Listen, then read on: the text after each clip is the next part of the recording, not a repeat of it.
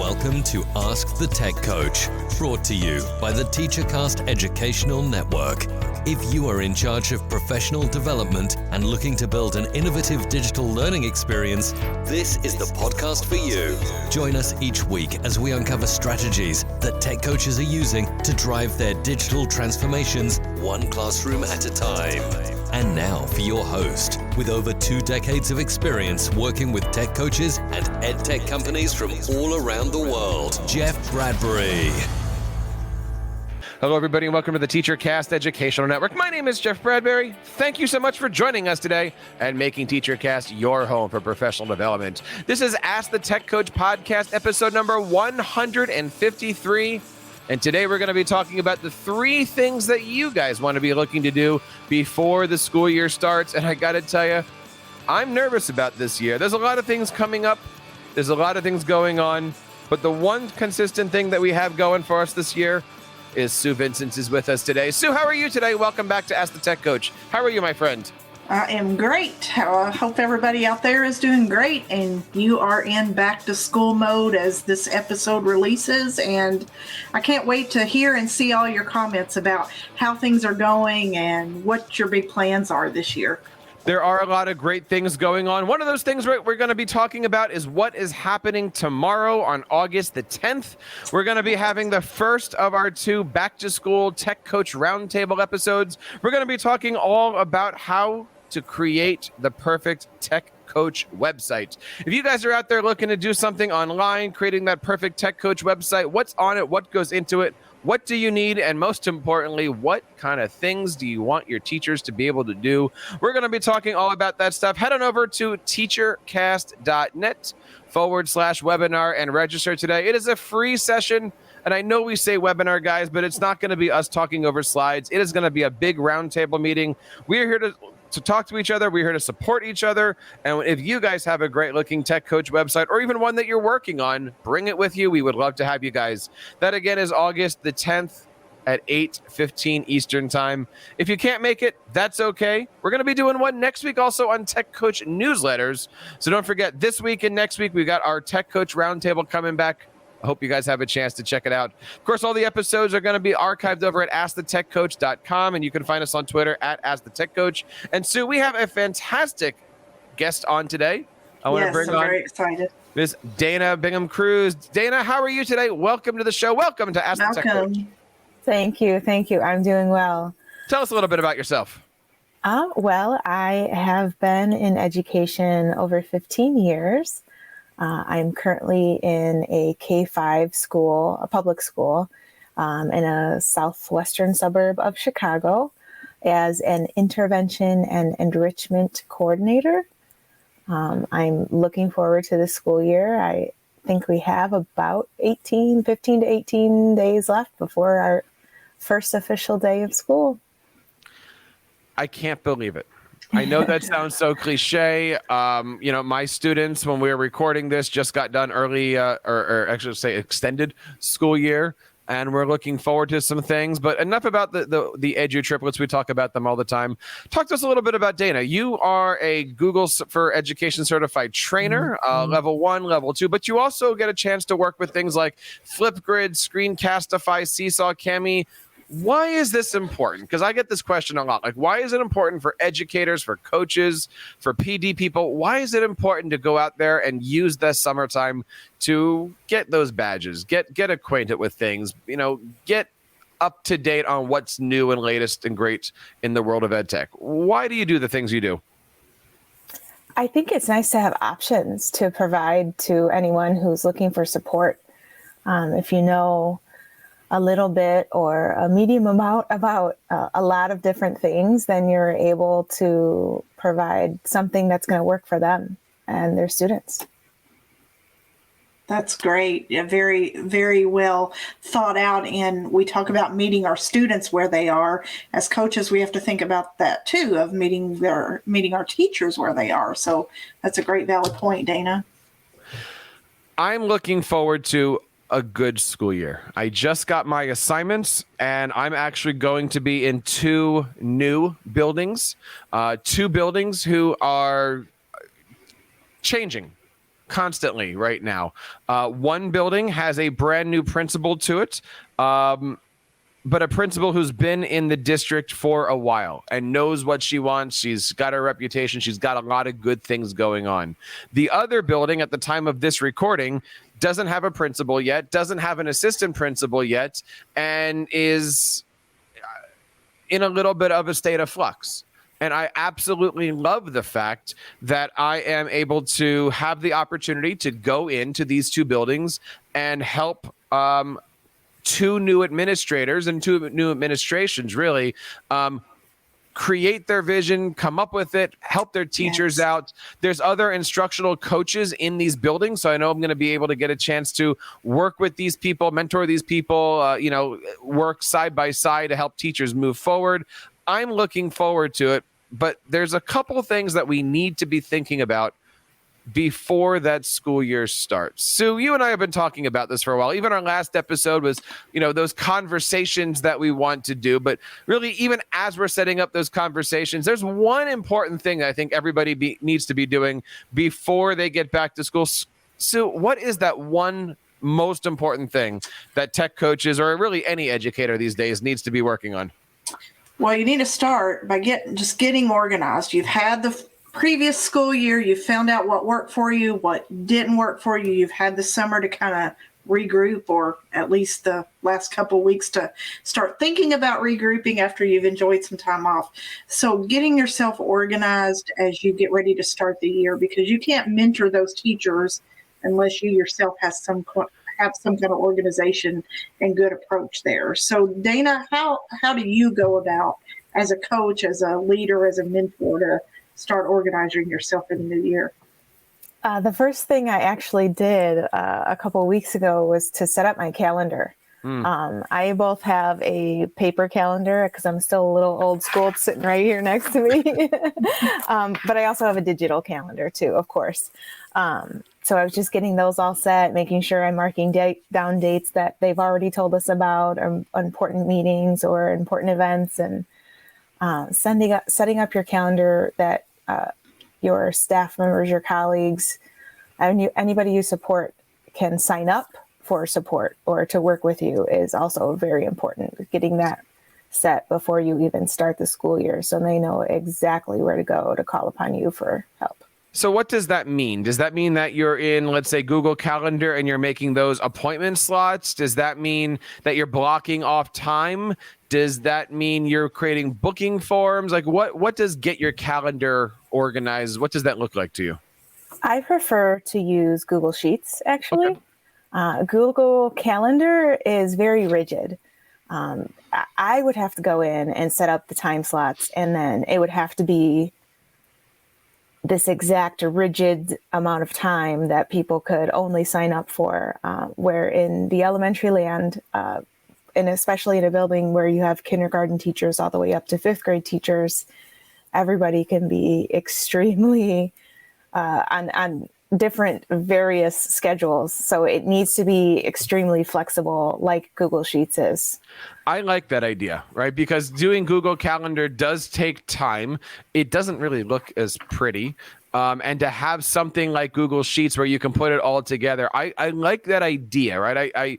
I find sometimes people don't look at that as the first choice. I look at that as the last choice. I have a question for you. Many people out there listening to this might say, I don't get it. I see it, but I don't get it.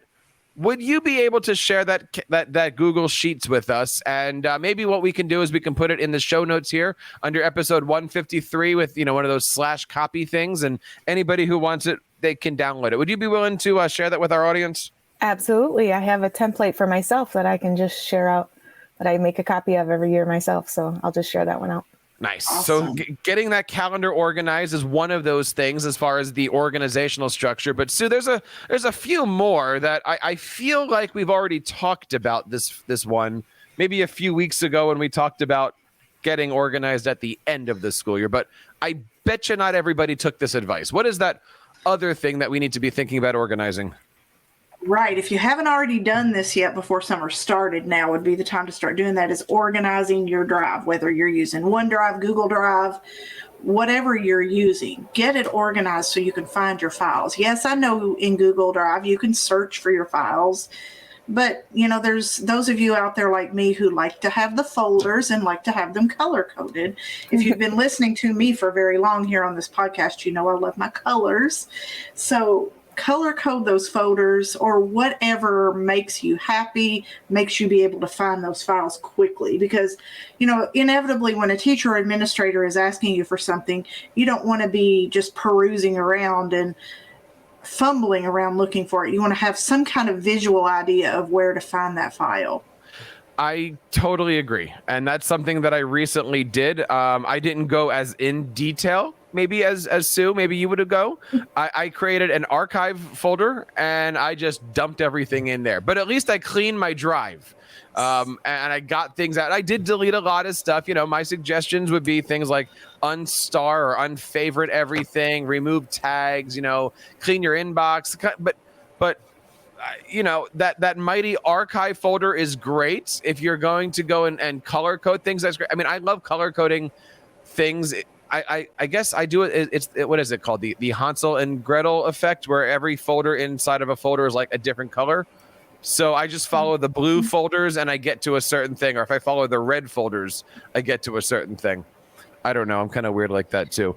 We all have our nuances. We all have our things that we do. But the bottom line is start the year clean, right? Like the way my drive looks right now, it's got 2 folders on it. One says personal and one says school. And inside the school, I've got 1 folder per building and now an archive folder. So that way it is starting that madness. But when I get into my drive, I see 2 folders. Dana, what's your thoughts? And when you talk to your teachers about this subject, what's your organizational theory and philosophy? I do love the colors and little emojis in front too. I do have one color that I use for folders that have been shared with me that I'm not supposed to mess with, just so I don't reorganize it to my liking when it's not my folder and I shouldn't be doing that. I make those red. So I'm like warning myself, hey, don't mess with this. Don't Danify it. So it's not yours. But yeah, I date a lot of folders for the school years, especially if it's one that's like tracking everything I've done with my colleagues that school year. So I usually just I haven't yet, but I will create the 21-22 folders for this school year. I don't think I've ever heard that advice of taking the folders that aren't yours and coloring them a certain color. I like that idea. I do too. That's just a different way to look at it. We've all trained on don't mess with the shared with me filter, but I think I like that way of approaching it too, just to remind ourselves. That's good. So we're going to be organizing our hard drives, cleaning out our inboxes. And yes, it's, creating an archive folder is just as difficult sometimes as hitting that archive button on your inbox and dumping 45,000 emails out there. Dana mentioned the calendar. I also spent some time this summer cleaning out all my to-dos. And that was to-dos on the Google side, on the Microsoft side, all those hidden things.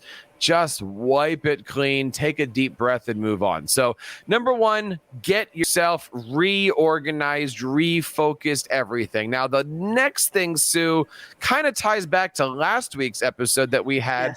Yes. What is the second thing that we need to be thinking of and need to be doing before the school year starts?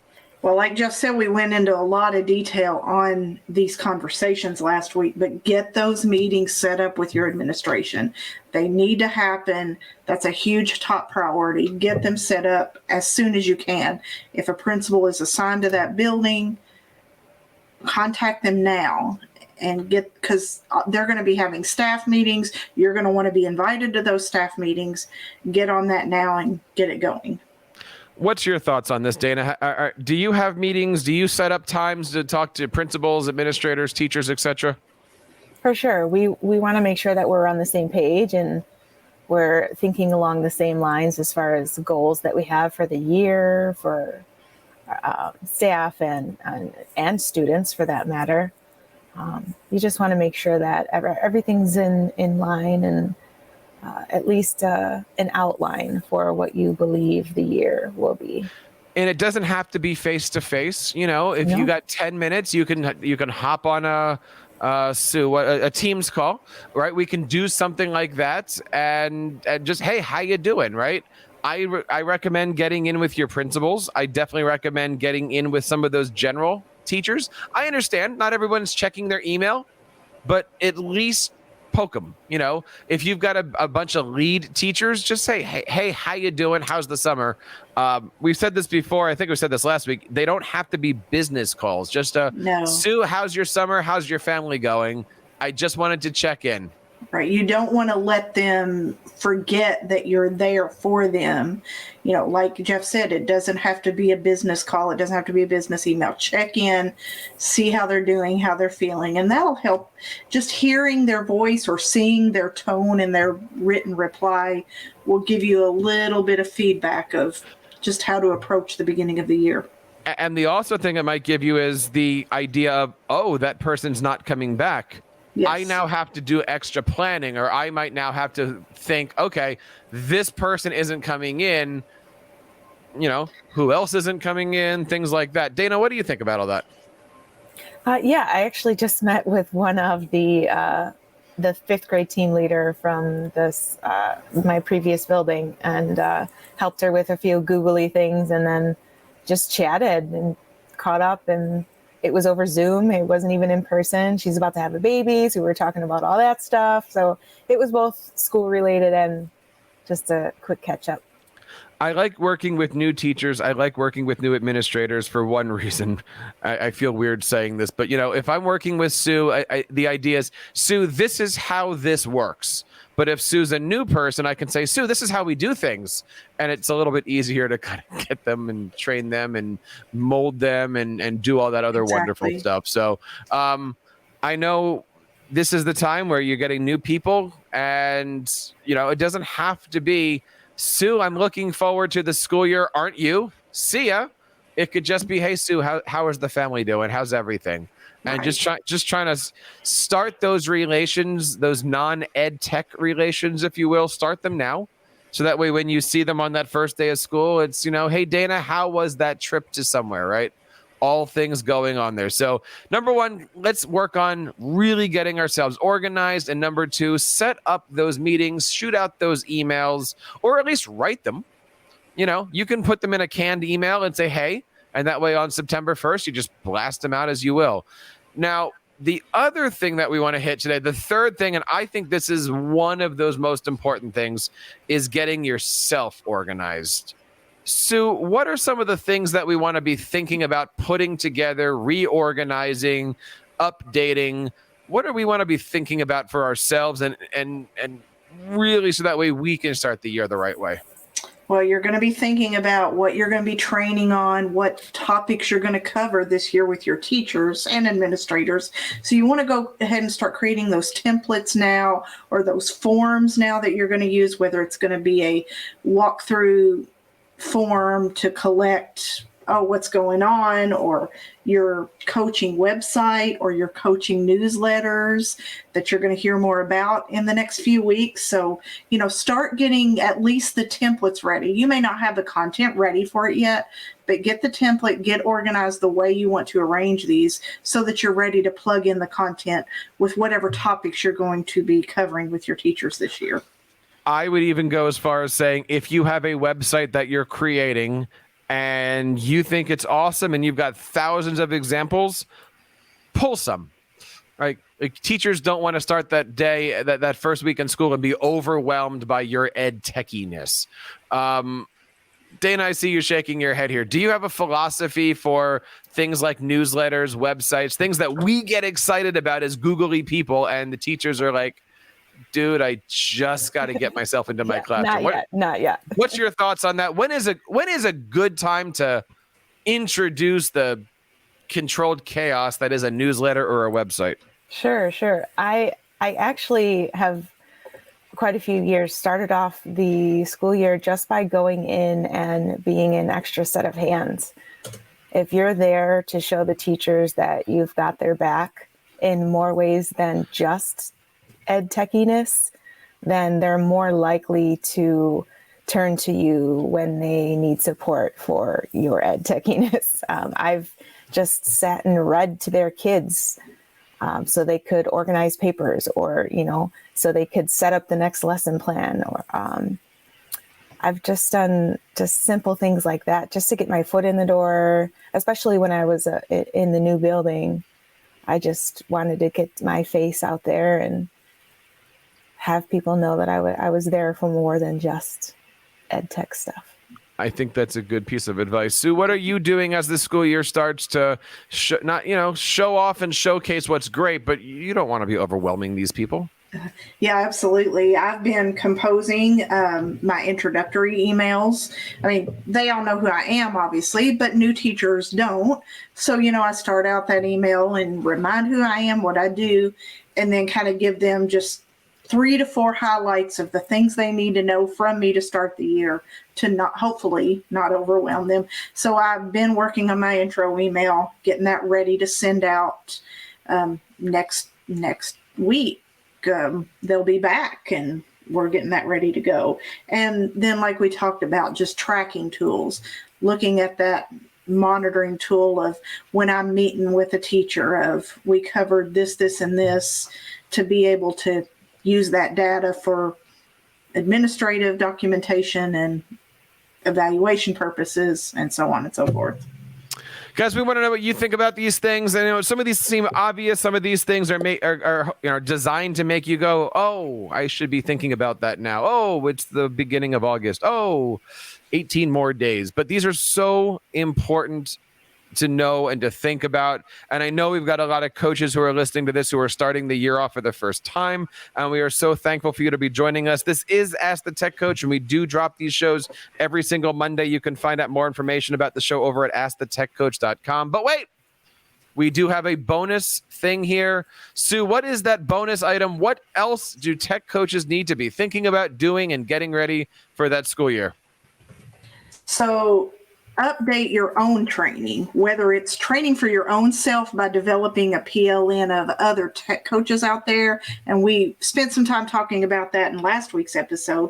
Updating your own training that you do with the teachers, kind of like your templates in the other conversation. But just update your training, find out what's new, be in the know, in the loop, whether that be through Twitter, Facebook groups, the Tech Coaches Network, what have you. Find a way to keep up to date with what's going on so you have the ability to update your training, your notes, your slides, your website, and all that good stuff. Dana, I see you shaking your head. You must be one of those people that is constantly out there. You're working with Screencastify, you're working with Seesaw, Cami, Google. What advice do you have for anybody who's sitting there going, you know what, I got 2 weeks. I'm still on vacation, but if I can do one thing to get ready, what should teachers be thinking about doing to get themselves ready for the school year? I took it upon myself to do a few self-paced courses over the summer through my district, just to make sure that I was up to date and refreshed on all of the initiatives and the big goals that they were pushing for this upcoming school year, so that I was ready for the kickstart of the school year, just to be sure I was refreshed on everything that I needed to be refreshed on and ready to go myself. I think finding one thing, right? Like, you don't want to overwhelm yourself before the overwhelmingness happens. Even my own coaches, somebody recently said, like, what could I be doing this summer? And I said, look, either A, go sign up for your level 1 or level 2 Google test, or get onto education.microsoft.com and become an MIE. And just, get in favor, wrong words, but I mean, get in with whatever the major brand is in your school district. If it's become a Google trainer, become a Microsoft trainer, MIE level, whatever you want to do, work out all those different things and make sure that you guys are the ones that your district can go to. That way, when you're doing during the school year stuff, you're kind of there. You're in those networks. You have those abilities. But that's just us. I'm sure you guys have another, 3 or 4 things that you're thinking about as you're listening to this, and we would like to hear from you guys. Don't forget, you can check us out over on Twitter at Ask the Tech Coach. And don't forget that tomorrow we are doing the first of our Tech Coach Roundtable webinars, all about Tech Coach websites. We're going to be doing it on Tuesday, August the 10th at 8:15 Eastern, using a platform called Microsoft Teams. I hope you guys have a chance to check it out. You can find out more information over at teachercast.net/webinar, and you can sign up for this one. And also, we'll put up the same link starting on Wednesday, so you can sign up for the one on the 17th too. Dana, I want to say thank you so much for coming on today. You are amazing. You've got a wealth of information, and I want to say congratulations on all your successes and good luck this year. Please consider coming back on for future episodes. You're always welcome. Thank you. Thank you so much for having me. I really enjoyed myself. Where can somebody go to learn more about the great things that Dana's doing? You can find me on my website, danabingham.com, or you can find me at EdTech on Twitter, Facebook, YouTube, Instagram. And we'll make sure we have links to all of those things over in our show notes. This is episode number 153. Sue, what are you going to be doing over the next couple of weeks as we get into the school year? Well, preparing for the school year, preparing trainings for my teachers, but I'm also working hard over at my YouTube channel and over at my blog at techimaginations.net. Lots of great stuff over there. And we've got some other things coming up here. Don't forget, we also have our YouTube channel for Tech Coach Weekly. Lots of great things going on there. Don't forget to hit that subscribe button. Sue, we just hit the 2 million view mark. I'm so excited about all that stuff. Oh, that's cool. And we're doing so good for that. So, guys, I want to say thank you for not only 10 great years of TeacherCast, but checking us out for over 153 episodes. Next week, we're going to be doing episode 154. We're going to call that one How to Effectively Engage Your Teachers during that first week of school. If you're sitting around going, I'm new, I don't know what to do, and school is coming up, that is definitely the episode for you. So stick around. That one's going to be launching on August the 16th. And I hope you guys have a chance to check this out and all of our stuff. So on behalf of Dana and Sue and everybody here on the TeacherCast Educational Network, my name is Jeff Bradbury, reminding you guys to keep up the great work in your classrooms and continue sharing your passions with your students. You've been listening to Ask the Tech Coach, hosted by Jeff Bradbury of the TeacherCast Educational Network. Please reach out to the show with all of your questions on Twitter at AskTheTechCoach or online at www.askthetechcoach.com. Be sure to subscribe to our podcast so you don't miss any future episodes. And please take a moment to write a review in the App Store.